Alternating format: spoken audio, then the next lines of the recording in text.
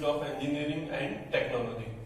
Today I will teach you unit number 2, that is Indeterminate Form of Mathematics 1. So let's start with Indeterminate Form. Indeterminate Form.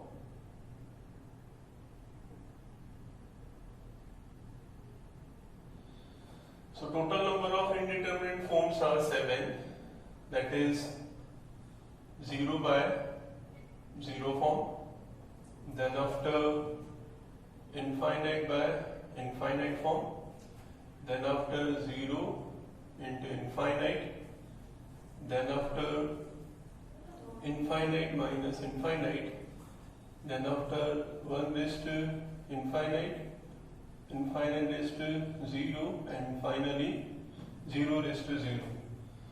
So these are not defined, hence the name is indeterminate form.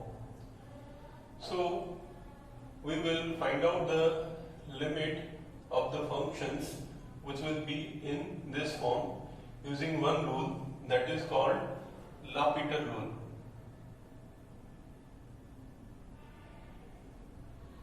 Right?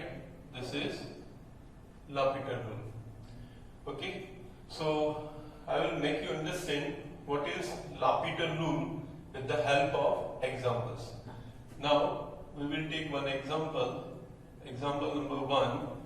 We have to find out the limit x tends to 0 sin x by x. All of you know that limit x tends to 0 sin x by x, that is 1. Right? If you will put down the value of x equals to 0 in the numerator, it will become sin 0.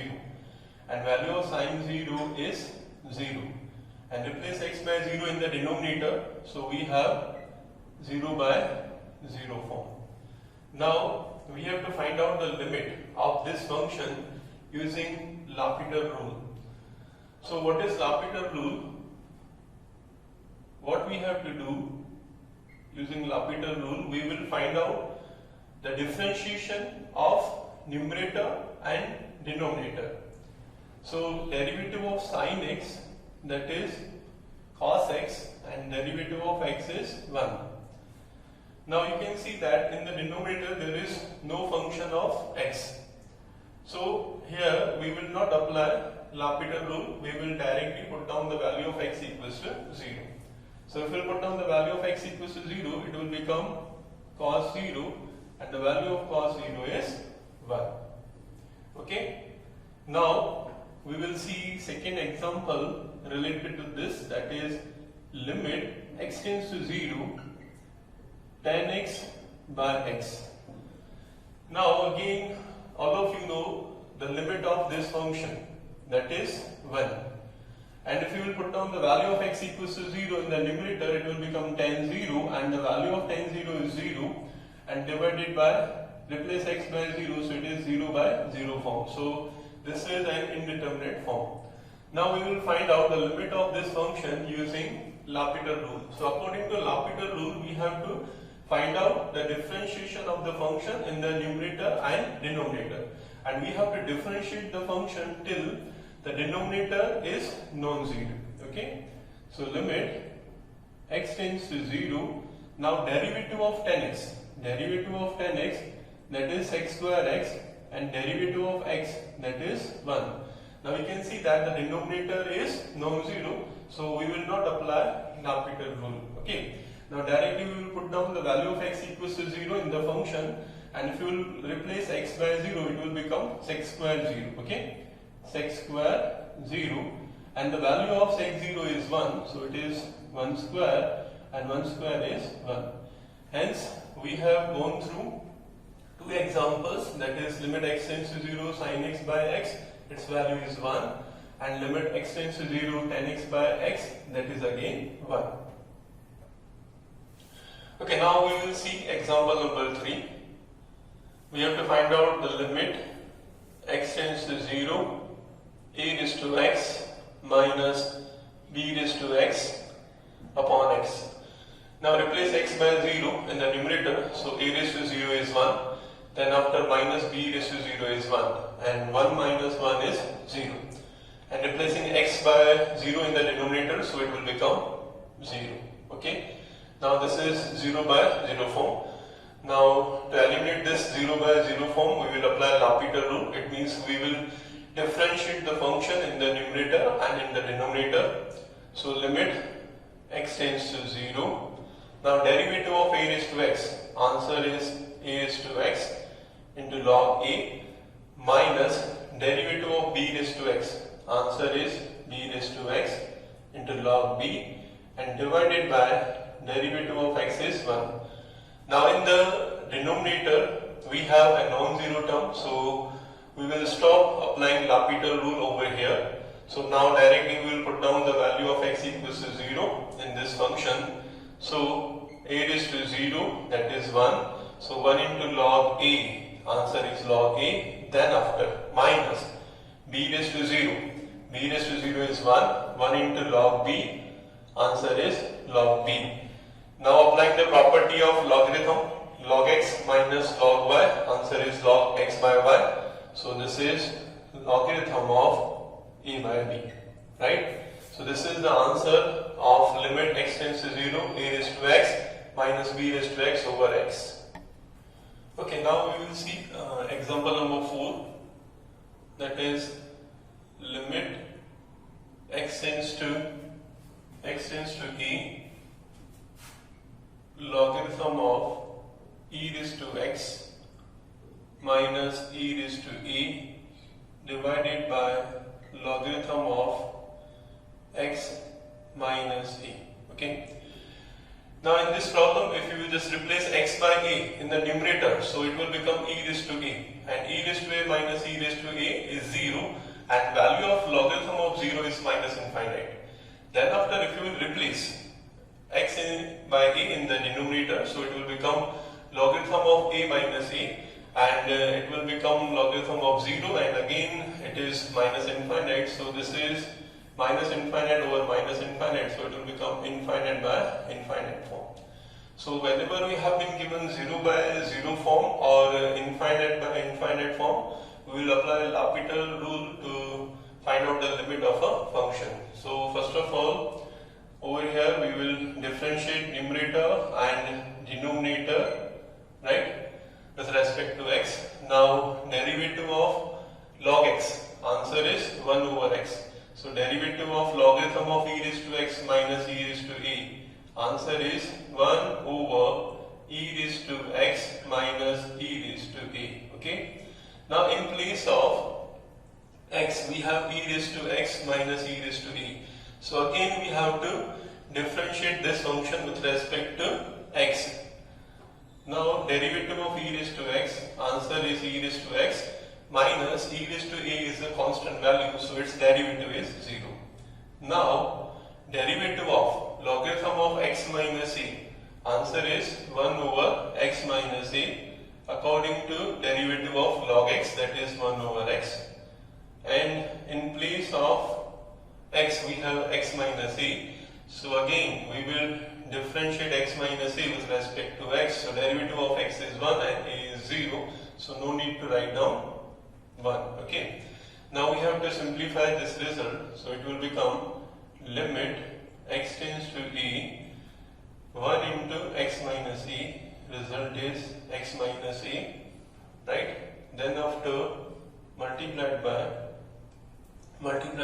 e raised to x and divided by 1 into e raised to x minus e raised to a, so it will become e raised to x minus e raised to a. Now we will put down the value of x equals to a in the numerator and denominator. So here it will become a minus a, result is 0, and multiplied by e raised to a, so the result is 0. Then after replacing x by a, so it will become e raised to a minus e raised to a, and that is again 0. So this is 0 by 0 form. Now to eliminate this 0 by 0 form, once again we will apply Lapel Rule. Okay. So limit x tends to a. Over here we have to apply product rule to differentiate this function.